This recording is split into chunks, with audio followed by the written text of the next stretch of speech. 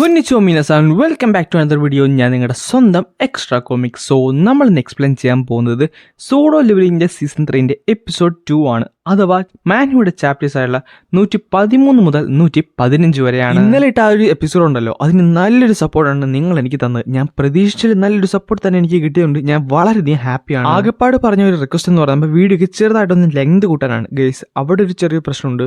സംഭവം വേറൊന്നുമല്ല, ഞാനൊരു സ്റ്റുഡൻ്റ് ആണ്, ഒരു ജോലിക്ക് വേണ്ടി പഠിച്ചുകൊണ്ടിരിക്കുകയാണ്. സോ എനിക്ക് ടൈം മാനേജ്മെന്റ് ചെറിയൊരു വിഷയമാണ്. മറ്റുള്ളവരെ പോലെ ഞാൻ വീക്കിലി അല്ല എപ്പിസോഡ് ഇടുന്നത്, ഞാൻ ഡെയിലി വീഡിയോ ഇടാനും നോക്കുന്നുണ്ട്. അതുകൊണ്ട് തന്നെ ഡെയിലി ഒരു 10 മിനിറ്റ്സ് ഉള്ള അല്ലെങ്കിൽ ഒരു 3 ചാപ്റ്റേഴ്സ് എങ്കിലും കവർ ചെയ്യുന്ന പോലെ ഞാൻ ഉറപ്പായിട്ടും വീഡിയോ ഇടുന്നതായിരിക്കും. അതുകൊണ്ട് ആ ലെങ്തിന്റെ കാര്യത്തിൽ ഞാൻ നിങ്ങളോട് എല്ലാവരോടും ക്ഷമ ചോദിക്കുകയാണ്. പക്ഷേ ഞാൻ അപ്ലോഡ് ചെയ്യുന്ന വീഡിയോയ്ക്ക് മാക്സിമം ക്വാളിറ്റി ഞാൻ പ്രൊവൈഡ് ചെയ്യുന്നതായിരിക്കും. അടിപൊളി എക്സ്പീരിയൻസ് ആയിരിക്കും നിങ്ങൾക്ക് എൻ്റെ നിന്ന് കിട്ടാൻ പോകുന്നത്. അതുകൊണ്ട് വീഡിയോ ആദ്യമായിട്ട് കാണുന്ന കൂട്ടുകാരാണെങ്കിൽ നമ്മുടെ പേജ് ഇപ്പം തന്നെ ഒന്ന് സബ്സ്ക്രൈബ് ചെയ്ത് വെക്കാനും വീഡിയോ ഫുള്ളായിട്ട്, അതായത് അവസാനം വരെ കണ്ടിട്ട് ഇഷ്ടപ്പെട്ട് കഴിഞ്ഞാൽ ലൈക്ക് ചെയ്യാൻ, നിങ്ങളുടെ ഫ്രണ്ട്സിനെ റെക്കമെൻഡ് ചെയ്യാനും, ഇഷ്ടപ്പെട്ടില്ലെങ്കിൽ കാരണം താഴെ കമന്റ് ചെയ്ത് പറയാനും, അതേപോലെ ഡിസ്ലൈക്ക് ബട്ടൺ അടിക്കാനും മറക്കണ്ട. So once again welcome back to extra comic. നമ്മൾ ഇന്ന് നോക്കാൻ പോകുന്നത് സോളോ ലെവലിംഗിന്റെ സീസൺ 3 എപ്പിസോഡ് 2 അഥവാ ചാപ്റ്റർ 113 മുതൽ 115 വരെയാണ്. അങ്ങനെ കഴിഞ്ഞ ചാപ്റ്ററിൻ്റെ അകത്ത് നമ്മുടെ മിസസ് ച ജിനുവിന്റെ സോൾജറായിട്ട് ഫൈറ്റ് ചെയ്യാൻ ഓക്കെ പറഞ്ഞിട്ടുണ്ട്. അങ്ങനെ ഈ ചാപ്റ്റർ തുടങ്ങാൻ നേരത്ത് അവർ രണ്ടുപേരും പതുക്കെ അവിടെ നിന്ന് എഴുന്നേക്കുന്നുണ്ട്. അവൾ ചോദിക്കുന്നുണ്ട് എപ്പോഴായിരിക്കും ഈ ഒരു ടെസ്റ്റ് ഹെൽഡ് ചെയ്യാൻ പോകുന്നതെന്ന്. ജിൻവോ പറയുകയും ചെയ്യും, ഒരു കാര്യം ചെയ്യാം, നമുക്ക് ഇപ്പം തന്നെ അവിടേക്ക് പോയേക്കാം. ഹണ്ടർ അസോസിയേഷന്റെ ജിംനേഷ്യം ഇല്ലേ, അതെങ്ങനെയുണ്ട്, ആ സ്ഥലം ഓക്കെ അല്ലേ? ഓ, പറഞ്ഞതുപോലെ അത് കുറച്ച് ദൂരെയാണല്ലേ. അങ്ങനെയാണെന്നുണ്ടെങ്കിൽ എൻ്റെ ഷാഡോ എക്സ്ചേഞ്ച് യൂസ് ചെയ്ത് നോക്കിയാലോ? അത് രണ്ടുപേർക്ക് പോസിബിൾ ആണെന്നോ ഞാൻ ഇതുവരെ നോക്കിയിട്ടില്ല, അതൊന്ന് നോക്കിയേക്കാം. ഇതേ സമയം അവളുണ്ടല്ലോ ആ ഡോർ തുറക്കാൻ വേണ്ടി പോകുമായിരുന്നു. അപ്പൊ നമ്മുടെ ജിൻവോ പറയുന്നുണ്ട് നമുക്ക് ആ വഴി പോകണ്ട. എന്നിട്ട് ജിൻവോ പതുക്കെ നടന്ന് അവളുടെ അടുത്തേക്ക് ചെന്നിട്ട് ഇങ്ങനെ അടുത്ത് നിന്നോ നമുക്ക് വേറൊരു എളുപ്പമാർഗ്ഗം ഉണ്ടെന്നും പറഞ്ഞുകൊണ്ട് പുള്ളിക്കാരന്റെ ഷാഡോ എക്സ്ചേഞ്ച് യൂസ് ചെയ്യുവാണ്. അടുത്ത സെക്കൻഡിൽ തന്നെ അവരെ രണ്ടുപേരും കുറെ ഷാഡോസ് ഒന്ന് പൊന്നി നേരെ താഴത്തേക്ക് മുക്കുവാണ്. ഇതേ സമയം നമ്മുടെ ജിൻഹോ ഉണ്ടല്ലോ, പുള്ളിക്കാരൻ ഇവർക്ക് കഴിക്കാനുള്ള കേക്കുമായിട്ട് അവിടേക്ക് വരുന്നുണ്ട്. അവൻ നോക്കാൻ നേരത്ത് അവിടെ ഒരു ഹൈ ലെവൽ ഓർക്ക് മാത്രമേ ഉള്ളായിരുന്നു. ആ ഓർക്കാട്ടെ അവന്റെ ഉണ്ടായിരുന്ന കേക്ക് എടുത്ത് കഴിക്കുകയും ചെയ്യും. അങ്ങനെ അവർ രണ്ടുപേരും കൂടെ ആ ജിംനേഷ്യത്തിലേക്ക് എത്തിയിട്ടുണ്ട്. അവിടെ നമ്മുടെ ജിൻവോ പറയുന്നുണ്ട്, സോ ഞാൻ വിചാരിച്ചതുപോലെ തന്നെ ഷാഡോ എക്സ്ചേഞ്ച് എന്ന് പറയുന്നത് ഒരു ഗേറ്റ് പോലെ തന്നെയാണ്. ഞാൻ നിൽക്കുന്ന സ്ഥലത്ത് നിന്ന് എൻ്റെ ഷാഡോ ഉള്ള സ്ഥലത്തേക്ക് ചെറിയൊരു ഗേറ്റ് രൂപപ്പെടും. എന്നിട്ട് അവിടേക്ക് ടെലപ്പോർട്ട് ചെയ്യാനും സാധിക്കും. പക്ഷേ ഇതിന് 3 മണിക്കൂർ കൂൾ ഡൗൺ ഉണ്ട്. അത് മാത്രമേ ഇച്ചിരി പ്രശ്നമായിട്ടുള്ളൂ. അപ്പോൾ എങ്ങനെ മിസ്സസ് ചാ, നമുക്ക് തുടങ്ങിയാലോ? അപ്പോഴാണ് അവൾ പറയുന്നത്, അയ്യോ ഞാനൊരു കാര്യം മറന്നു, ഞാൻ എൻ്റെ വെപ്പൺസ് ഒന്നും കൊണ്ടുവരാൻ മറന്നു. ഏത്, ആ പിക്കാക്സ് ആണോ? എന്ത് പിക്കാക്സോ? അയ്യോ അതിന്റെ വെപ്പൺ ഒന്നും ഇല്ലെന്ന് പറഞ്ഞിട്ട് പുള്ളിക്കാരി കിടന്ന് കാറുന്നുണ്ട്. അപ്പൊ ജിൻവോ പറയുകയും ചെയ്യും, ഞാൻ ചുമ്മാ പറഞ്ഞതാ, ഒരു ജോക്ക് അടിച്ചതാണ്. അപ്പൊ അവൾ പറയുന്നുണ്ട്, ഞാൻ എന്തായാലും ഇവിടുത്തെ സ്റ്റോറേജ് റൂമിലൊന്നും പോയി നോക്കട്ടെ, എന്തെങ്കിലും വെപ്പൺസ് കിട്ടാതിരിക്കില്ലെന്ന് പറഞ്ഞുകൊണ്ട് അവൾ ആ സ്റ്റോറേജ് റൂം തുറക്കുന്നുണ്ട്. ഇഷ്ടംപോലെ വെപ്പൺസ് ആ ഒരു റൂമിൻ്റെ അകത്തുണ്ട്. അതിൽ നിന്ന് വളരെ നീട്ടമുള്ള ഒരു സോഡ് അവൾ സെലക്ട് ചെയ്യുന്നുണ്ട്. അപ്പോൾ നമ്മുടെ ജിൻവോ ചോദിക്കുന്നുണ്ട്, അത് നിന്റെ സോഡല്ലല്ലോ, നീ ഇപ്പോഴും ഓക്കെ തന്നെയല്ലേ? അത് പറഞ്ഞിട്ട് കാര്യമില്ല, വെപ്പൺസിന്റെ കാര്യത്തിൽ എന്ത് ചെയ്യാൻ സാധിക്കും?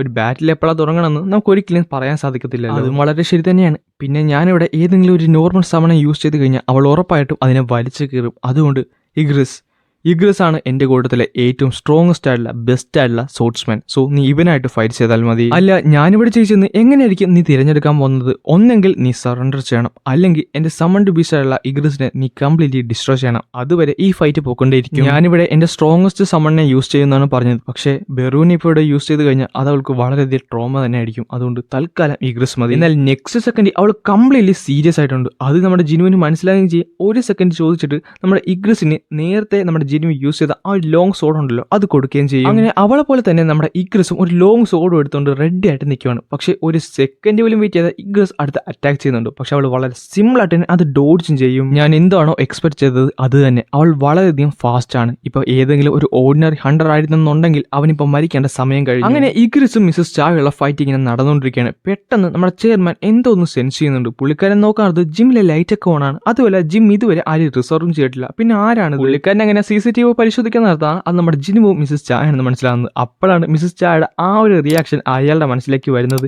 പെട്ടെന്ന് തന്നെ അവിടുത്തെ CCTV ഓഫ് ചെയ്യാനും പുള്ളിക്കാരൻ നിർദ്ദേശം കൊടുക്കുകയും ചെയ്യും. അങ്ങനെ പുള്ളിക്കാരൻ അവിടെ നിൽക്കാൻ നേരത്താണ് നെക്സ്റ്റ് സെക്കൻഡ് അവിടെ വലിയൊരു ശബ്ദം കേൾക്കുന്നത്. അത് മുഴുവൻ കിടന്ന് ഇളകുവാണ്. അപ്പോൾ പറയുന്നുണ്ട് ഈ പിള്ളേരുടെ ഒരു കാര്യം.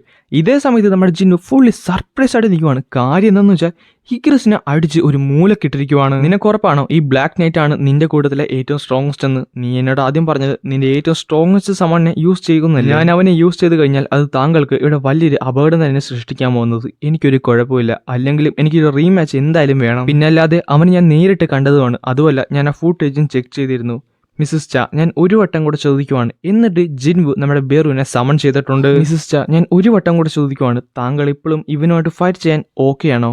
ഒരു രീതി പറഞ്ഞു കഴിഞ്ഞാൽ ഷാഡോ സോൾജേഴ്സ് ഒക്കെ ജീവിച്ചിരുന്നതിനെക്കാട്ടും കുറച്ചുകൂടി വീക്കറാണ് അവരെ എക്സ്ട്രാക്ട് ചെയ്യാൻ നേരത്ത്. ബെറുവിന്റെ കേസും ഏറെക്കുറെ അത് തന്നെയാണ്. പക്ഷേ ഇവന്റെ കാര്യത്തിൽ ഒരു വ്യത്യാസം എന്നാന്ന് വെച്ചാൽ ഇവനൊരു വെപ്പണാണ്. അതായത് ഒരു ഹണ്ടറിനെ കൊല്ലണം എന്ന പർപ്പസിൽ ക്രിയേറ്റ് ചെയ്തിട്ടുള്ള ഒരു വെപ്പൺ. ഇവനോട് ഇവന്റെ ഫുൾ പവർ യൂസ് ചെയ്ത് കഴിഞ്ഞാൽ അത് ചാഹേ ഇനി നല്ലതായിരിക്കുമെന്ന് എനിക്ക് തോന്നുന്നില്ല. അപ്പൊ ബെറു ചോദിക്കുന്നുണ്ട്, മൈ കിങ്, ഞാനിവിടെ എന്താണ് ചെയ്യേണ്ടത്? ബെറു, നീ അവളെ ഡിഫീറ്റ് ചെയ്യണം. പക്ഷേ ഒരു കാര്യം നീ മനസ്സിൽ വെച്ചേക്കണം, അവളെ നീ ഒരിക്കലും ഉപദ്രവിക്കാൻ പാടില്ല. എനിക്ക് മനസ്സിലായി മൈ കിങ് എന്ന് പറഞ്ഞുകൊണ്ട് ബെറു അങ്ങനെ ആ കളത്തിലേക്ക് ഇറങ്ങിയിട്ടുണ്ട്. എന്നിട്ട് ബെറു അവിടെ കിടന്ന് കാറുവാണ്. അതിന്റെ ഒരു പവർ കാരണം ആ ജിംനേഷ്യത്തിലുണ്ടായിരുന്ന എല്ലാ ലൈറ്റ്സും എല്ലാ ട്യൂബും എല്ലാ ഗ്ലാസും പൊട്ടിത്തെറിച്ചു പോകും.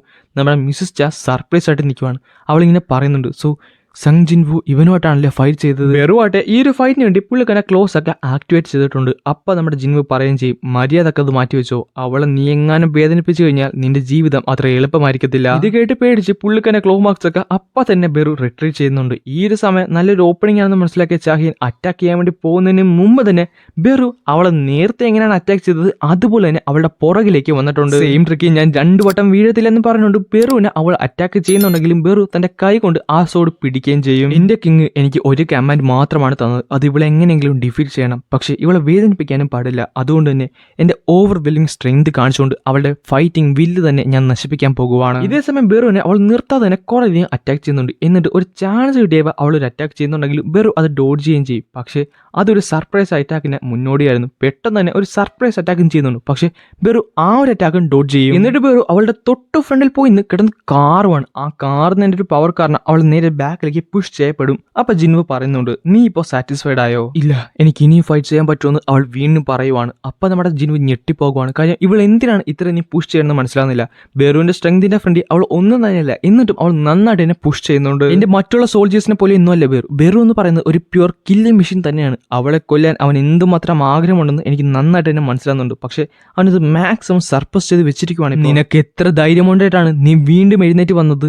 നീ ഒരു പ്രേയാണ്, ഞാനൊരു പ്രെഡേറ്ററും. എന്നും പ്രേ എന്ന് പറയുന്നത് പ്രെഡേറ്ററിന്റെ താഴെ എന്ന് പറഞ്ഞുകൊണ്ട് അവളുടെ നേരെ നമ്മുടെ ബെറു ചെല്ലുവാണ്. ഇത്തവണ ബെറു അറ്റാക്ക് ചെയ്യാൻ നേരത്ത് പുള്ളിക്കന്നെ ക്ലോസും യൂസ് ചെയ്തിരുന്നു. ആ ഒരു അറ്റാക്ക് നമ്മുടെ ചാഹിയൻ ജസ്റ്റ് മിസ്സിനാണ് ഡോഡ്ജ് ചെയ്ത് മാറുന്നത്. പക്ഷേ അത് നമ്മുടെ ബെറുവിന് ഒട്ടും തന്നെ ഇഷ്ടപ്പെടുന്നില്ല. പക്ഷേ ആ ഒരു സമയത്തുണ്ടല്ലോ അവൾ പൂർണ്ണമായിട്ട് സീരിയസ് ആയിട്ട് മാറിയിരുന്നു. തന്റെ സോഡ് ഡാൻസ് യൂസ് ചെയ്ത് അവൾ ബെറുവിനെ അറ്റാക്ക് ചെയ്യുന്നുണ്ട്. ബെറുവായിട്ട് ആ സോഡ് തന്റെ കൈകൊണ്ട് പിടിച്ച് അതിനെ പൊട്ടിച്ച് കളയുകയും ചെയ്യും. അപ്പോൾ അവൾ പറയുന്നുണ്ട്, ഇനി എനിക്ക് ഒറ്റൊരു ചാൻസും കൂടെ ഉള്ളു, എനിക്ക് അധികം മാനൊന്നും ഇല്ല. പക്ഷേ ഉള്ള അത്രയും വെച്ചുകൊണ്ട് പുള്ളിക്ക് എന്റെ സോഡ് ഓഫ് ലൈറ്റ് ആക്ടിവേറ്റ് ചെയ്യും. എന്നിട്ട് അതുകൊണ്ട് ബെറുവിന്റെ മേത്തിലേക്ക് കുത്തിയിറക്കും. ആ ഒരു ചെറിയൊരു മൊമെന്റ് ബെറുവിന്റെ കൺട്രോൾ തന്നെ മാറിപ്പോവും. ബെറുവിന്റെ മൈൻഡിലേക്ക് ഒരേ ഒരു കമാൻഡ് മാത്രമേ വന്നുള്ളൂ, അവൾ എനിമിയാണ്, അവളെ എന്തു വന്നാലും കൊന്നിരിക്കണം. അടുത്തൊരു സെക്കൻഡ് പുള്ളിക്കന്റെ ഫുൾ ദേഷ്യം പുറത്തെടുത്ത് ബെറു നമ്മുടെ ചാഹിയെ ഇന്നെ കൊല്ലാൻ വേണ്ടി റെഡി ആയിട്ട് വരാൻ നേരത്ത് നമ്മുടെ ജിൻവു കിടന്ന് സ്റ്റോപ്പ് എന്ന് കാണുന്നുണ്ടെങ്കിലും ബെറു അവിടെ സ്റ്റോപ്പ് ചെയ്യുന്നില്ല. പെട്ടെന്ന് അവിടെ ഒരു എക്സ്പ്ലോഷൻ സംഭവിക്കുകയും ചെയ്യും. നിന്നോടല്ലാടാ ഞാൻ നിർത്താൻ പറഞ്ഞെന്ന് പറഞ്ഞുകൊണ്ട് ബെറുവിനെ കംപ്ലീറ്റ്ലി ജിൻവു ബ്ലോക്ക് ചെയ്തിട്ടുണ്ട്. ഇത്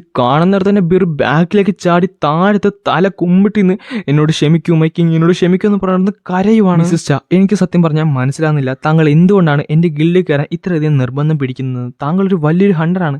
ഒരു ചെറിയൊരു നെയിംലെസ് ഗിൽഡിന് വേണ്ടി തന്റെ ജീവൻ എന്തിനാണ് ഇത്രയും റിസ്ക് ചെയ്യുന്നത്? അവളൊന്നും തന്നെ പറയാതെ അവളുടെ തലയും കുമ്പിട്ട് ഇങ്ങനെ നിൽക്കുവാണ്. അപ്പൊ നമ്മുടെ ജിൻവുവിന് ഒരു തോന്നൽ തോന്നും. എന്നിട്ട് ചോദിക്കുന്നുണ്ട്, മിസ്സസ് ചാ, താങ്കൾക്ക് എന്നോട് വലിയ ഇൻട്രസ്റ്റ് ഉണ്ടോ? ഇത് കേട്ട് അവൾ ഞെട്ടിപ്പോകുന്നുണ്ട്. പക്ഷെ പെട്ടെന്ന് ഉത്തരം കൊടുക്കാത്തത് കൊണ്ട് തന്നെ നമ്മുടെ ജിൻവു അതല്ല കാര്യമെന്ന് ഇങ്ങനെ ഓർക്കാൻ നിർത്തായിരുന്നു. പെട്ടെന്ന് അവളുടെ ഒരു ഉത്തരം വരുന്നത്, എനിക്കും അങ്ങനെ തന്നെയാണ് തോന്നുന്നത്. പിന്നെ കാണിക്കുന്നത് നമ്മുടെ ഫെഡറൽ ബ്യൂറോ ഓഫ് ഹണ്ടേഴ്സ് ആണ്. അവിടെയായിട്ട് 2 ക്യാരക്ടേഴ്സ് ഉണ്ടായിരുന്നു. അവർ പറയുന്നുണ്ട്, സാർ ഞങ്ങളോട് ക്ഷമിക്കുക. അതിലൊരാൾ നമ്മുടെ നോർമ സെല്ലർ ആയിരുന്നു. ഗൈസ്, ഇനി ഞാൻ പറയാൻ പോകുന്നത് നമ്മുടെ സീസൺ 2 അവസാനത്തെ എപ്പിസോഡിൽ ഒരു കംപ്ലീറ്റ്ലി ഒരു ചാപ്റ്റർ കട്ട് ചെയ്ത് കളഞ്ഞെന്ന് പറഞ്ഞില്ലേ, ആ ഒരു ചാപ്റ്ററിനെ പറ്റിയാണ്. അത് പറഞ്ഞാൽ മാത്രമേ നിങ്ങൾക്ക് ഇവിടെ നടക്കുന്നത് എന്താണെന്ന് മനസ്സിലാകത്തുള്ളൂ. അതായത് ഇവിടെ നമ്മുടെ നോർമ സെല്ലർ എന്ന് പറഞ്ഞ ക്യാരക്ടർ ഉണ്ട്. പുള്ളിക്കാരി ഒരു റെയർ ആയിട്ടുള്ള ഇൻഡിവിജ്വൽ ആണ്. അതായത് പുള്ളിക്കാരുടെ പവേഴ്സ് എന്നാന്ന് വെച്ചാൽ ഒരു ഹണ്ടറിന്റെ ഇന്നേറ്റ് ആയിട്ടുള്ള എബിലിറ്റീസും ഇന്നേറ്റ് ആയിട്ടുള്ള പൊട്ടൻഷ്യലും പുറത്തേക്ക് കൊണ്ടുവരാൻ സാധിക്കും. ചുരുക്കം പറഞ്ഞാൽ 20 മുതൽ 30% വരെ ഒരു ഹണ്ടറിന്റെ എബിലിറ്റി അല്ലെങ്കിൽ ഒരു ഹണ്ടറിന്റെ പവർ വീണ്ടും ഒന്ന് കൂട്ടാൻ സാധിക്കും അവർ അവേക്കൺ ആയി കഴിഞ്ഞാലും. അതുകൊണ്ട് നമ്മുടെ നോർമൽ സിൽവറിനെ നമ്മുടെ ബെർണോ എന്ന് പറയുന്ന ഒരു ക്യാരക്ടർ ഉണ്ട്. പുള്ളിക്കാരൻ ഈ നമ്മുടെ ജിനുവിന്റെ അടുത്തേക്ക് പറഞ്ഞു വിട്ടിരുന്നു ജിനുവിന്റെ പവേഴ്സ് ഒന്ന് ബൂസ്റ്റ് ചെയ്ത്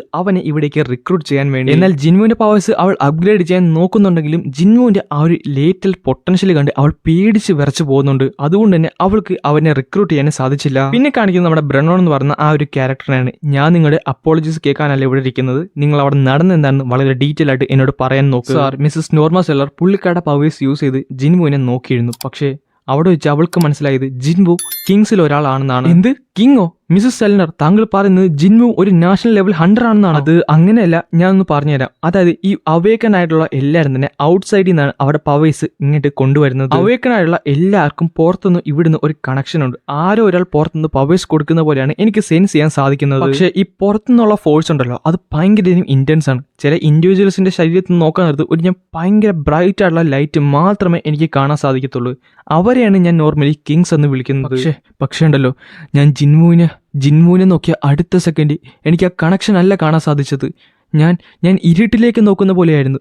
ഇരുട്ട് എന്റെ കണ്ണിലേക്ക് തിരിച്ച് തുറച്ചു നോക്കുന്ന പോലെയായിരുന്നു. ഞാൻ കണ്ടത് മുഴുവൻ ഇരുട്ടായിരുന്നു. ഇരുട്ടോ? അപ്പൊ താങ്കൾ പറയുന്നത് ജിൻവു ഈവിലാണെന്നാണോ? ഈവിലാണോ ഗുഡാണോ എന്നല്ല ഞാൻ പറയുന്നത്. പക്ഷേ അവന്റെ പവേഴ്സിന്റെ ഒറിജിൻ അത് കുറച്ച് വ്യത്യസ്തതയുള്ളതാണ്. അവന്റെ പവേഴ്സ് ബാക്കിയുള്ളവരിൽ നിന്ന് കുറച്ചധികം വ്യത്യസ്തത ഉള്ളതാണ്. മറ്റെവിടുന്ന് വരുന്നത് പോലെയാണ്. ചുരുക്കം പറഞ്ഞ അവന്റെ ഉള്ളിൽ നിന്ന് വരുന്ന പോലെയാണ്. അതുകൊണ്ട് മറ്റുള്ള ഹണ്ടേഴ്സിലുള്ള പോലത്തെ ലിമിറ്റേഷൻ അവന്റെ മേത്തില്ല. അതായത് ജിൻവുവിന്റെ പവേഴ്സിന് ലിമിറ്റ് ഇല്ല എന്നുള്ളതല്ലേ അതിന്റെ അർത്ഥം? അത് തന്നെ. എന്നിട്ട് നമ്മുടെ ബ്രൺ ഉണ്ടല്ലോ, പുള്ളിക്കാരൻ താഴത്തേക്ക് ഇറങ്ങി വന്നിട്ട് പറയുന്നുണ്ട്, മിസ്സസ് സെൽന, താങ്കളുടെ സമയത്തിന് വളരെയധികം താങ്ക്സ്. താങ്കൾക്ക് പോകാം. എടാ, നീ എൻ്റെ കൂടെ വാ. നമുക്ക് എന്തായാലും ലെവൽ 24 ബേസ്മെന്റ് വരെ ഒന്ന് പോകണം. അവളുടെ പവേഴ്സ് വെച്ച് അവന് ഇനി റിക്രൂട്ട് ചെയ്യാൻ സാധിക്കുമെന്ന് എനിക്ക് തോന്നുന്നില്ല. പക്ഷേ എന്തൊക്കെ വന്നാലും അവനെ നമുക്ക് റിക്രൂട്ട് ചെയ്യാതിരിക്കാനും പറ്റത്തില്ല.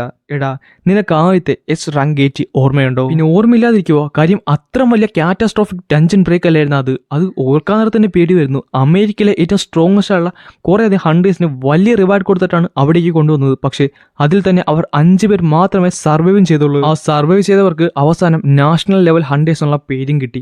കാമിഷ് the dragon, also known as inextinguishable. എന്ത് പവർഫുൾ ആയ ഒരു ബീസ്റ്റ് ആയിരുന്നു അവൻ എത്ര സിമ്പിൾ ആയിട്ടാണ് 100 കണക്കിന് ടോപ്പ് റാങ്കിങ് ഹണ്ടേഴ്സിനെ കൊന്നു കളഞ്ഞത്. നിനക്കെല്ലാം വളരെ വൃത്തിയായിട്ട് തന്നെ ഓർമ്മയുണ്ട്. അതുകൊണ്ട് നീ തന്നെ നേരിട്ട് ഇതൊന്ന് കണ്ടു നോക്കുന്നു പറഞ്ഞുകൊണ്ട് അവിടുത്തെ ഗേറ്റ് ഓപ്പൺ ചെയ്തുകൊണ്ട് അപ്പൊ തന്നെ അവൻ ഞെട്ടിത്തെറിച്ചു പോകുവാണ്. കാര്യം അതിൻ്റെ അകത്തുണ്ടായിരുന്നത് ഒരു റൂയിൻ സ്റ്റോൺ ആയിരുന്നു. നേരത്തെ കാണിച്ച ആ കാമിഷ് എന്ന് പറയുന്ന ആ ഒരു ഡ്രാഗൺ ഇല്ലേ, അതിന്റെ റൂയിൻ സ്റ്റോൺ. ഏകദേശം 8 വർഷത്തോളമായി ഈ റൂയിൻ സ്റ്റോൺ ഇവിടെ ഇരിക്കാൻ തുടങ്ങിയിട്ട്. അതായത് ആ റെയ്ഡ് കഴിഞ്ഞിട്ട് 8 വർഷമായി.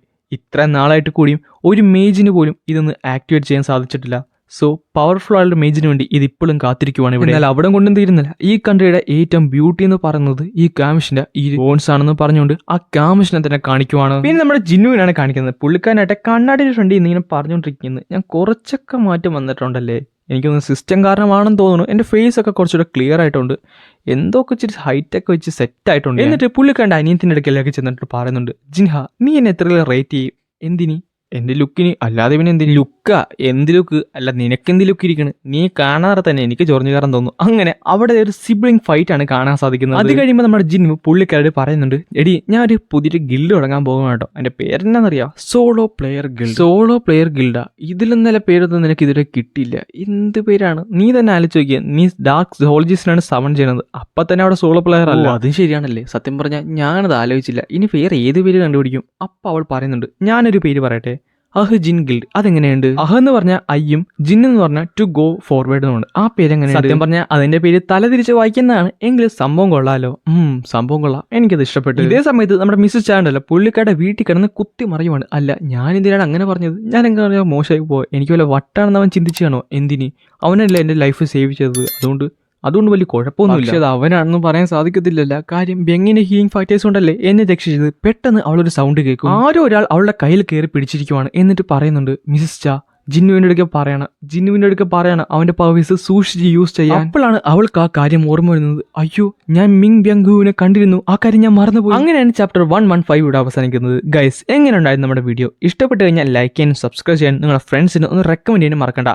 അതേപോലെ തന്നെ എന്തെങ്കിലും പ്രശ്നം ഉണ്ടെങ്കിൽ താഴെ കമന്റ് ചെയ്ത് പറയാൻ മറക്കണ്ട കേട്ടോ. ആ ഡ്യൂറേഷൻ്റെ കാര്യം ഞാൻ പറഞ്ഞില്ലേ, ക്ലാസ് ഒക്കെ ഉള്ള കാര്യം ആദ്യം ചെറിയ പോസ്റ്റ് ഉണ്ട്, ബാക്കി എന്താണെങ്കിലും നമുക്ക് സെറ്റാക്കാം.